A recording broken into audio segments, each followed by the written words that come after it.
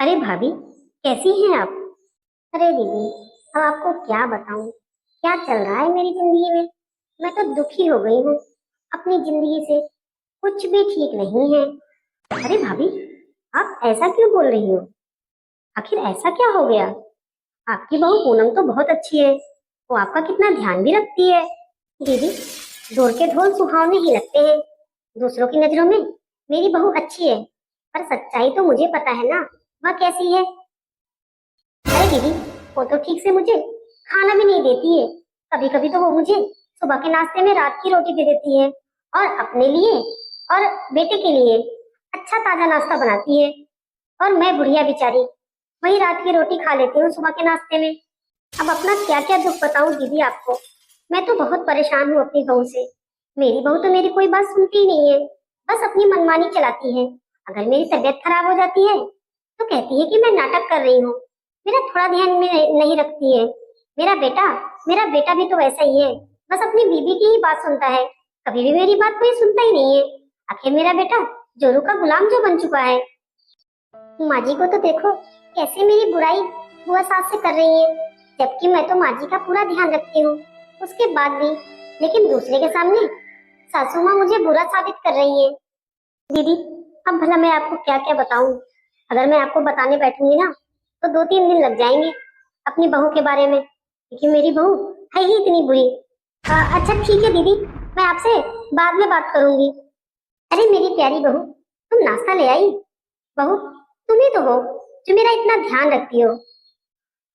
तुम नहीं होती तो पता नहीं मेरा क्या होता। माँ जी, नाश्ता कर लीजिए। बासी तो नहीं, लेकिन मैंने आपके लिए ताजे आलू के पराठे बनाए हैं और साथ में चटनी बनाई है, खा लीजिए आप। लगता है बहू ने मेरी फोन पर हुई सारी बातें सुन ली है। कहीं ऐसा ना हो ये सारी बातें पूनम बहू मेरे बेटे को ना बता दे। मेरे बेटे को ये बात पता चलने से पहले ही मुझे बहू के खिलाफ कुछ साजिश रचनी पड़ेगी, ताकि मैं अपने बेटे की नजरों में अच्छी बनी रहूं और बहू को बेटे की नजरों से गिरा दूं। बेटे के ऑफिस से आने से पहले ही मुझे कुछ ना कुछ सोचना पड़ेगा, नहीं तो बेटा मेरी हाथ से निकल जाएगा और वो जोरू का गुलाम बन जाएगा। अभी तो वो मुझे ही भगवान मानता है, मेरी हर एक बात सुनता है, मैं जो कहती हूँ वही सच मानता है। अंधा है मेरे प्यार में मेरा बेटा। दरवाजे की बेल तो बजी। लगता है मेरा बेटा ऑफिस से आ गया। अब मुझे अपना नाटक शुरू कर देना चाहिए। अरे माँ, क्या हुआ? आप इस तरह से सोफे पर क्यों लेटी हैं? माँ, आपकी तबीयत ठीक नहीं है क्या? बेटा, अब तुम्हें क्या बताऊं, आज सुबह से ही मेरी तबीयत कुछ ठीक नहीं लग रही है।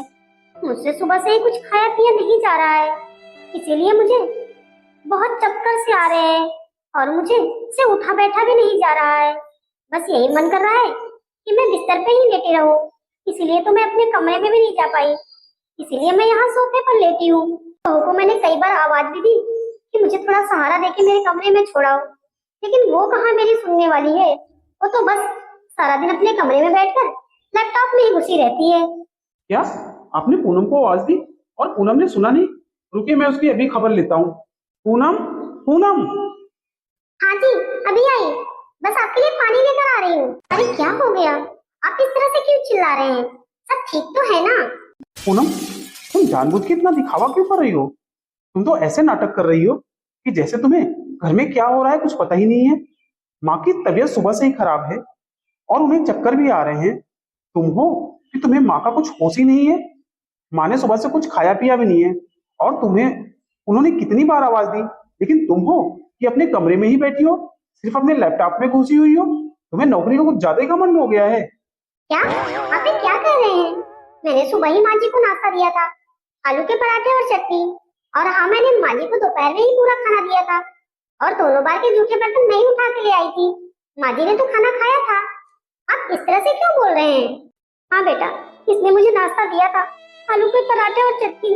लेकिन बेटा, आलू के पराठे इतने टाइट थे कि मैं उन्हें खा ही नहीं पाई, क्योंकि बेटा अब मेरे दांत मेरा इतना भी साथ नहीं देते हैं।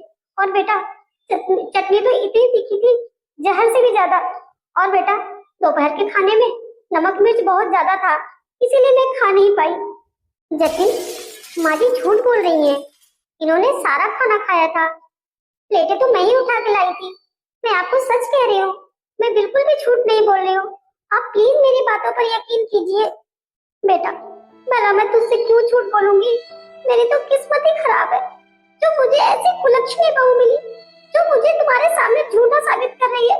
बेटा, मैंने आज तक तुमसे कभी कुछ झूठ बोला है क्या जो मैं आज बोलूंगी तुमसे, अभी खाने पीने के लिए? पूनम, मुझे पता है तुम्हारे माँ बाप ने तुम्हें जरा भी तमीज नहीं सिखाई है। तुम अपनी गलती मानने के बजाय मेरी माँ को झूठा साबित कर रही हो। मुझे तो लगता है कि तुम्हें अपनी नौकरी का घमंड हो गया है। लेकिन याद रखना, अगर तुमने मेरी माँ के साथ ऐसा दोबारा किया ना, तो मैं तुम्हें तलाक दे दूंगा। फिर जाके रहना अपने मायके में अपने माँ बाप के साथ। अब यहाँ खड़े खड़े मेरा मुंह क्या ताक रही हो?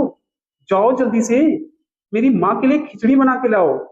उनको बहुत वीकनेस है, उनको चक्कर आ रहे हैं। वो थोड़ा बहुत कुछ खाएंगी तो उनके अंदर जान आएगी। जाओ जल्दी से। माँ जी झूठ बोल रही है, फिर भी जतिन को अपनी माँ की बातों पर भरोसा है, जबकि मैं सच बोल रही हूँ। फिर भी मेरे ऊपर इनको जरा सा भी भरोसा नहीं है। माँ जी मगरमच्छ के आंसू बहा करके जतिन को मेरे खिलाफ कर दिए। मैं कर भी क्या सकती हूँ? मेरे पास कोई सबूत भी तो नहीं है। जतिन को नहीं पता कि माँ जी मेरे साथ क्या क्या करती है और अपने बेटे के सामने बेचारी बन जाती है। सारा दिन मुझसे दिन भर क्लेश करती है घर में, मुझे बात बात पर सुनाती है। खाने पीने के बाद भी झूठा आरोप लगाती है कि मैंने खाने पीने को नहीं दिया। लेकिन मैं भी हार मानने वालों में से नहीं हूँ। एक ना एक दिन मैं माँ जी की सच्चाई जतिन के सामने ला के ही रहूंगी। उस दिन जतिन को समझ में आएगा कि जतिन कितना गलत कर रहा है मेरे साथ। माँ, चलिए मैं आपको आपके कमरे में छोड़ देता हूँ, और पूनम अभी खिचड़ी बनाकर लाएगी तो मैं आपको अपने हाथों से खिला दूंगा। ठीक है बेटा, चलो। देखा कैसे मैंने अपने नाटक से अपने बेटे को शीशे में उतार लिया। अरे बेटा, तू ऑफिस जा रहा है क्या? हाँ माँ, बोलो, कुछ काम था क्या? नहीं बेटा, कुछ काम तो नहीं था, पर तुम्हारे बुआ फूफा का फोन आया था। वो लोग कल हमारे घर आने वाले हैं और साथ में उनके बेटे बहू भी आने वाले हैं, क्योंकि उनके बेटे बहू को फिर से विदेश जाना है, तो 2-3 दिनों बाद चले जाएंगे, इसीलिए वो हमसे मिलने आ रहे हैं। अरे माँ, ये तो बहुत अच्छी बात है। बुआ फूफा और भैया भाभी सब आ रहे हैं। हाँ बेटा, खुशी की तो बात है, लेकिन बेटा मुझे डर लग रहा है कि पूनम अगर ठीक से उनकी खातिरदारी नहीं कर पाई तो बड़ी बेइज्जती हो जाएगी हमारी। अगर पूनम ठीक से खाना पीना सबके लिए नहीं बना पाई तो बेटा एक काम करें हम लोग, क्यों ना हम बाहर से खाना बनाने वाली बुला लें? अरे माँ, आप बिल्कुल भी चिंता मत करो, पूनम सब संभाल लेगी। अगर पूनम ने कुछ गड़बड़ की ना, तो फिर तो मैं उसे छोड़ूंगा नहीं। अगर वो बुआ फूफा भैया भाभी की खातिरदारी में कोई भी कमी की ना, तो फिर मुझसे बुरा उसके लिए कोई नहीं होगा। अच्छा माँ, अब मैं ऑफिस चलता हूँ, आप टाइम से खाना नाश्ता खा लेना। ठीक है बेटा, मैं खा लूंगी। बेटा एक तू ही तो है जो मेरा इतना ख्याल करता है, और वो तेरी बीवी कलमुही, वो तो मुझे इस घर में देखना तक पसंद नहीं करती है। मेरे पास ये अच्छा मौका आया है अपनी बहू को नीचा दिखाने का। अब यही मौका है कि मैं सारे रिश्तेदारों के सामने बहू को नीचा दिखाऊं। बहू तुम देखना, कल मैं कैसे तुम्हारी इज्जत मिट्टी में मिलाती हूँ, सबके सामने। वो भी खाना तो मैंने सारा बना दिया है लगभग, बस पूरियां रह गई हैं जो मैं उन लोग के आने के बाद बना दूंगी गर्मा गर्म। अभी उन लोग को यहाँ पहुँचने में 1 घंटे का टाइम बचा है, तब तक मैं भी जाके थोड़ा फ्रेश हो जाती हूँ। लीजिए बुआ जी, आप लोग समोसा खाइए और ये मिठाइयाँ तो लीजिए। हाँ पूनम बहू, हम खा रहे हैं। पर भाभी कहाँ हैं? कहाँ छुप के बैठी हैं? उन्हें बुलाओ तो जरा। अरे भाभी, आपने अपनी ये क्या हालत बना रखी है? आप इतनी दिनहीन और कमजोर सी क्यों लग रही हैं? भाभी कुछ खाती पीती नहीं है क्या? इतनी कमजोर सी क्यों लग रही हैं आप? अरे दीदी, अब मैं आपको क्या बताऊं, जिसके घर में पूनम जैसी कुलक्षणी बहू हो ना, उसका तो बुरा हाल होना ही है। मेरी बहू मेरा थोड़ा भी ध्यान नहीं रखती है, ना तो टाइम से खाना नाश्ता देती है और ना ही मेरी सेवा पानी करती है। आज सुबह की ही देख लो, मैंने नाश्ता मांगा तो मना कर दी, बोली मैं मेहमानों के लिए खाना बना रही हूँ, मेरे पास आपके लिए टाइम नहीं है, इसलिए मैं सुबह से भूखी प्यासी बैठी हूँ। अगर मैं कुछ खाऊं पीऊं नहीं तो मेरा चेहरा तो उतर ही जाएगा ना, वीकनेस आ ही जाएगी ना, कमजोरी आ ही जाएगी ना। पूनम, पूनम, कहाँ हो तुम? तुमने कल जो गलती की थी फिर वही गलती की। मेरी माँ को नाश्ता नहीं दिया तुमने? मुझे नहीं पता था कि तुम्हारी इतनी हिम्मत बढ़ गई है। क्या हुआ जतिन? मुझसे कोई गलती हो गई क्या जो आप इतने गुस्से में हैं? मैं तो बस सभी के लिए चाय बनाने गई थी। पूनम, ज्यादा भोली बनने का नाटक मत करो तुम।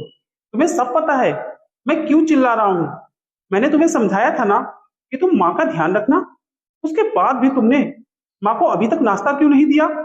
बेटा छोड़ो भी, जाने दो। आजकल की लड़कियां ऐसी ही होती हैं जो अपने सास ससुर का बिल्कुल भी ध्यान नहीं रखती हैं।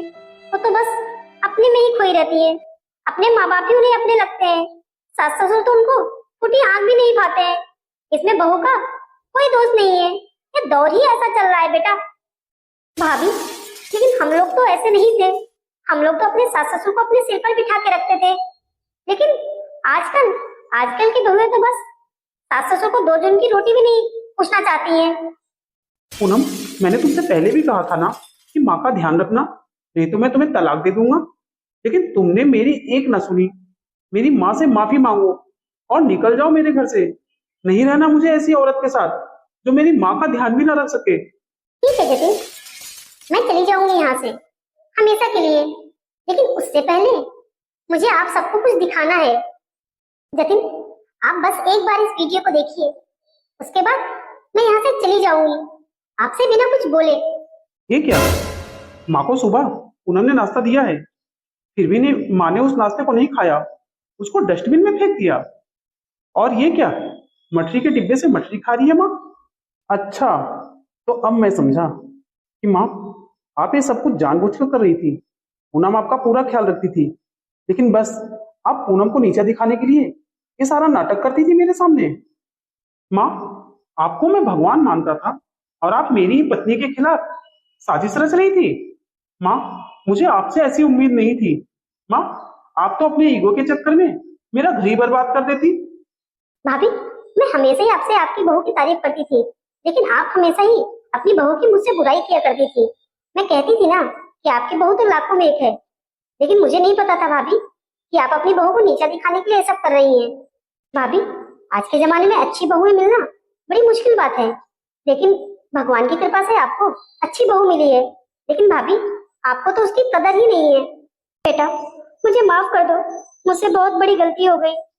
मुझे लगता था कि बहू को इस तरह नीचा दिखाने से मैं अपनी इज्जत तुम्हारी नजरों में बढ़ा लूंगी, लेकिन मुझे नहीं पता था कि एक दिन मेरी सच्चाई सबके सामने आ जाएगी। मुझे माफ कर दो बेटा, मुझे अपनी गलती का एहसास है। अगर तुम कहो बेटा तो मैं बहू से भी माफी मांग लूंगी। मुझे कोई शर्मिंदगी नहीं है, क्योंकि मैंने बहुत बड़ी गलती की है। माँ, अब तो ये पूनम ही डिसाइड करेगी कि वो आपको माफ करेगी या नहीं। मैं कौन हूं तो ये डिसाइड करने के लिए? क्योंकि आपने पूनम के साथ चालें चली हैं, ना कि मेरे साथ। आपने उसको दुख पहुंचाया है, ना कि मुझे। अब ये फैसला मैं पूनम पर छोड़ता हूँ कि वो आपको माफ करेगी या नहीं। पूनम, मुझे माफ कर दो। मैं माँ के प्यार में अंधा हो गया था। मुझे तुम्हारी सच्चाई दिखाई ही नहीं देती थी। मुझे तो बस माँ ने जो बोला वही सच दिखाई देता था। मैं उसे ही सच समझता था। हो सके तो पूनम, मुझे माफ कर दो। पूनम, मैं जानता हूँ कि मैंने तुम्हें बहुत परेशान किया है, लेकिन प्लीज पूनम, तुम मुझे छोड़कर मत जाना। जतिन, मैं यहाँ रुकने के लिए तैयार हूँ, लेकिन तुमने दोबारा जिंदगी में कभी बिना सच जाने अगर कोई फैसला किया ना, तो शायद तुम मुझे हमेशा के लिए खो दोगे। फिर मैं दोबारा तुम्हारे साथ कभी नहीं खड़ी हो पाऊंगी। पूनम, मैं इस बात का हमेशा ध्यान रखूंगा। मुझसे एक बार जो गलती हो गई है, मैं पूरी जिंदगी कभी उस गलती को नहीं दोहराऊंगा। मैं बिना सच जाने एक तरफे फैसले सुनकर कभी फैसला नहीं करूंगा।